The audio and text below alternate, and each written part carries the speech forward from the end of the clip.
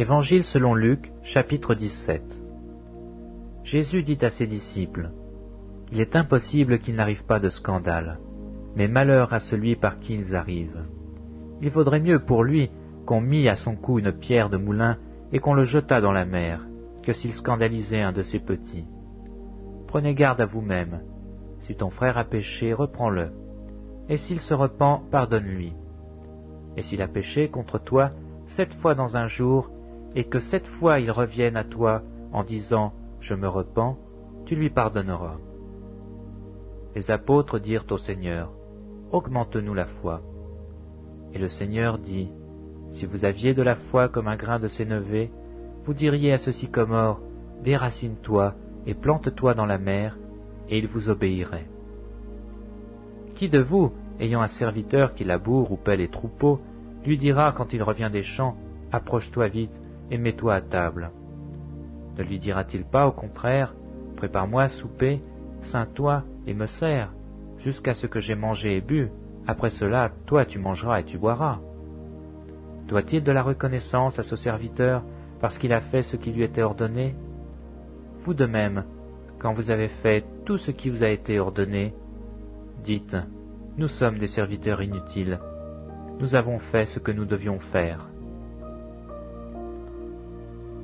Jésus, se rendant à Jérusalem, passait entre la Samarie et la Galilée. Comme il entrait dans un village, 10 lépreux vinrent à sa rencontre. Se tenant à distance, ils élevèrent la voix et dirent, « Jésus, Maître, aie pitié de nous. » Dès qu'il les eut vus, il leur dit, « Allez vous montrer au sacrificateur. » Et pendant qu'ils y allaient, il arriva qu'ils furent guéris.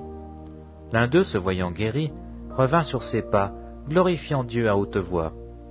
Il tomba sur sa face aux pieds de Jésus et lui rendit grâce. C'était un Samaritain. Jésus, prenant la parole, dit, « Les 10 n'ont-ils pas été guéris? Et les 9 autres, où sont-ils? Ne s'est-il trouvé que cet étranger pour revenir et donner gloire à Dieu? » Puis il lui dit, « Lève-toi, va, ta foi t'a sauvé. » Les pharisiens demandèrent à Jésus quand viendrait le royaume de Dieu. Il leur répondit, « Le royaume de Dieu ne vient pas de manière à frapper les regards. On ne dira point, il est ici ou il est là, car voici, le royaume de Dieu est au milieu de vous. » Et il dit aux disciples, « Des jours viendront, vous désirerez voir l'un des jours du Fils de l'homme, et vous ne le verrez point.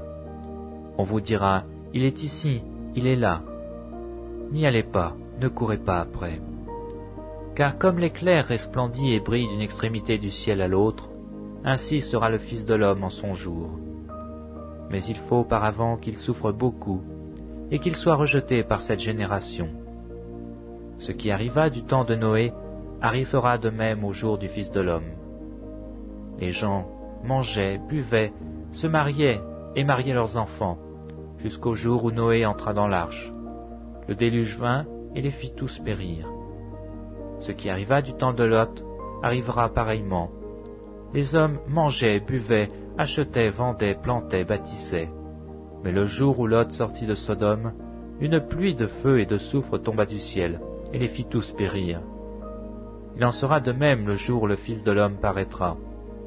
En ce jour, que celui qui sera sur le toit et qui aura ses effets dans la maison ne descende pas pour les prendre, et que celui qui sera dans les champs ne retourne pas non plus en arrière. Souvenez-vous de la femme de Lot. Celui qui cherchera à sauver sa vie la perdra, et celui qui la perdra la retrouvera. Je vous le dis, en cette nuit-là, de 2 personnes qui seront dans un même lit, l'une sera prise et l'autre laissée. De 2 femmes qui moudront ensemble, l'une sera prise et l'autre laissée. De 2 hommes qui seront dans un champ, l'un sera pris et l'autre laissé. Les disciples lui dirent, « Où sera, Seigneur ?» Et il répondit, « Où sera le corps, là s'assembleront les aigles. »